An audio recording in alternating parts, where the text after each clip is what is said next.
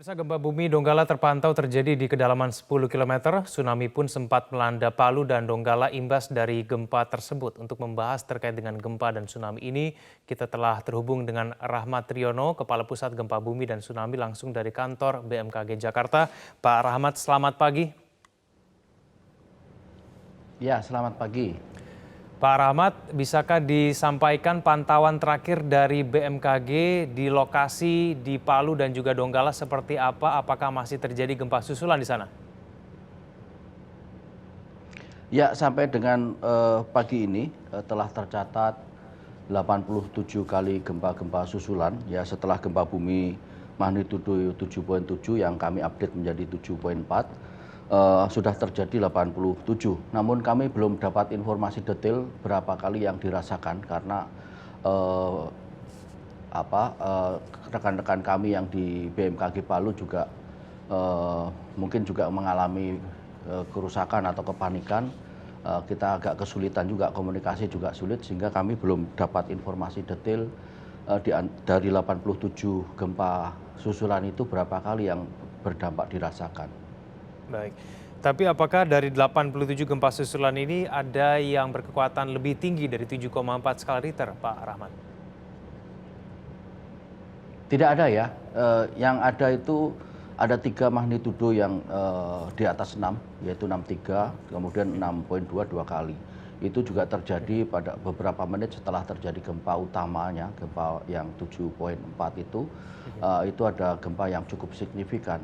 Dan tentunya ini yang memperparah kondisi kerusakan yang sebelumnya siang pada pukul 2 siang itu sudah terjadi magnitudo 6,0 dan kemudian ada sekitar 28 kali gempa sebelum gempa yang menimbulkan tsunami, dan setelah gempa yang menimbulkan tsunami itu terjadi 87 kali gempa susulan. Dan kami masih memantau ke depan gempa-gempa susulan ini akan kami pantau kira-kira berapa hari, bisa jadi seperti halnya di Lombok dalam beberapa minggu ke depan gempa susulan masih akan terjadi di sekitar Palu dan Donggala. Baik, bagaimana dengan potensi tsunami, Pak Rahmat? Apakah potensi tsunami ini juga masih terjadi di wilayah Palu dan Donggala ini? Ya, sepanjang gempa susulannya tidak signifikan ya, Mas. Sekarang sudah dari 6 itu sekarang turun, bahkan ada yang sekitar kekuatannya hanya 2,9 ya. Di 2,9 itu termasuk gempa-gempa susulan yang terjadi di Palu. Sepanjang tidak ada gempa yang signifikan atau kekuatannya melebihi yang gempa kemarin sore itu, insya Allah nggak akan terjadi tsunami. Dan kita masih monitor, kita pantau. Trennya memang sesekali misalnya ada gempa 6,4 terus menurun, ada yang kemudian naik lagi menjadi 5, kemudian turun lagi ada menjadi 4 dan seterusnya. Itu kami masih pantau, dalam beberapa hari ke depan masih akan terjadi gempa susulan. Pak Rahmat, apakah ada pemetaan dari BMKG bahwa gempa susulan ini akan terjadi di wilayah mana saja? Apakah berkisar hanya di Sulawesi Tengah saja, tepatnya di Donggala, atau di mana saja sebetulnya, Pak Rahmat? Ya, dari hasil gempa susulan kita petakan memang membuat seperti garis memanjang ya dari Donggala ke Palu terus ke selatannya lagi, itu memang kita identifikasi sebagai akibat gempa sesar yang ada di Palu Koro itu. Hampir sejajar dengan itu, dan kita simpulkan memang akibat daripada sesar Palu Koro. Baik, analisa dari BMKG sendiri, kenapa kemudian ketinggian gelombang tsunami yang terjadi di Palu begitu tinggi, seperti apa sebetulnya, Pak Rahmat? Ya, hasil modeling kita ya, hasil modeling yang kami dan kemudian kami keluarkan warning, memang di Palu pada level siaga. Pada level siaga itu artinya tinggi ancaman tsunami-nya adalah setengah meter sampai 3 meter. Kemudian di Donggala dan Donggala Barat dan Utara itu pada level waspada, ancaman tingginya kurang dari 50 cm. Dan di Palu hasil modeling itu levelnya siaga, dan seperti kita lihat video yang beredar memang perakiraannya sekitar 1,5 mungkin 2 meter ya sampai mungkin sekitar 3 meteran bisa jadi.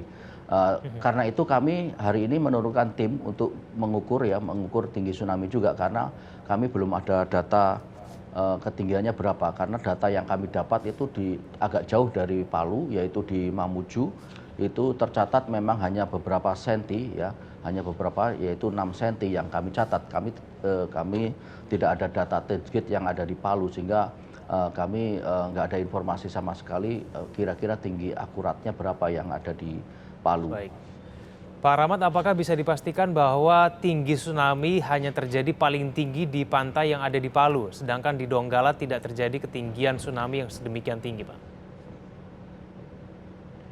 Di Palu kebetulan bentuknya teluk ya, pantainya teluk dan itu menyempit ya dari lautan terbuka Selat Makassar, kemudian masuk ke Palu itu bentuk teluk. Tentunya kalau bentuk teluk itu karena ujungnya menyempit, air yang masuk volumenya cukup banyak sehingga pada ujungnya di pelabuhan sekitar Palu itu menjadi tinggi karena volume air yang masuk banyak sementara ujungnya mengecil. Sementara yang di Donggala itu adalah bentuk pantainya biasa. Kemungkinan yang di Donggala ya kami belum dapat informasi tapi kemungkinan tidak setinggi yang terjadi di Palu. Namun kami akan segera cek di lapangan nantinya.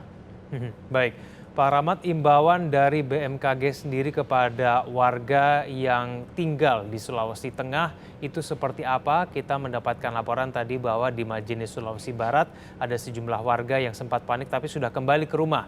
Nah, apakah kemudian imbauan BMKG bisa betul-betul disampaikan supaya masyarakat betul-betul tahu mereka harus kemana ketika pada saat ini terjadi gempa begitu?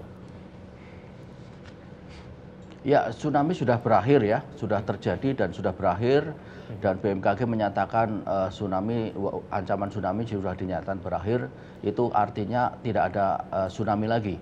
Kecuali kalau memang ada gempa yang signifikan yang berpotensi tsunami tentunya kami akan keluarkan warning, tapi tentunya kita berharap tidak demikian dan gempa-gempa susulan yang terjadi lagi trennya sedang menurun. Namun yang perlu diwaspadai adalah adanya gempa-gempa susulan yang masih akan terjadi dalam beberapa hari, beberapa minggu ke depan. Dan ini mungkin yang menjadi perhatian kita, banyak bangunan yang sudah retak-retak atau miring akibat beberapa guncangan gempa sebelumnya itu bisa berdampak membuat roboh bangunan walaupun gempa susulannya katakanlah hanya magnitudonya 5. Jadi untuk sementara dalam beberapa hari ke depan sebaiknya untuk dihindari rumah-rumah yang kondisinya sudah mengalami kerusakan.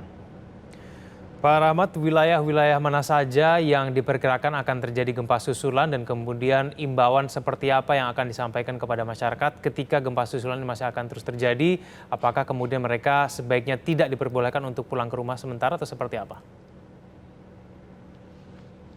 Ya, gempa susulan seperti yang kami sampaikan itu dari sekitar Donggala terus ke arah selatan masuk ke Palu kemudian masih ke selatan lagi ya agak ke selatan itu masih gempa-gempa susulannya kita plotting di daerah sana. Jadi potensi gempa susulannya ya ada di sekitar sesar Palu Koro ya di sekitar dari Donggala Palu kemudian ke arah selatan sedikit ke arah selatan ya itu yang masih berpotensi gempa susulan akan terjadi dan tentunya masyarakat yang melari ke bukit karena panik terhadap ancaman tsunami mestinya tidak perlu panik karena tsunami sudah berakhir.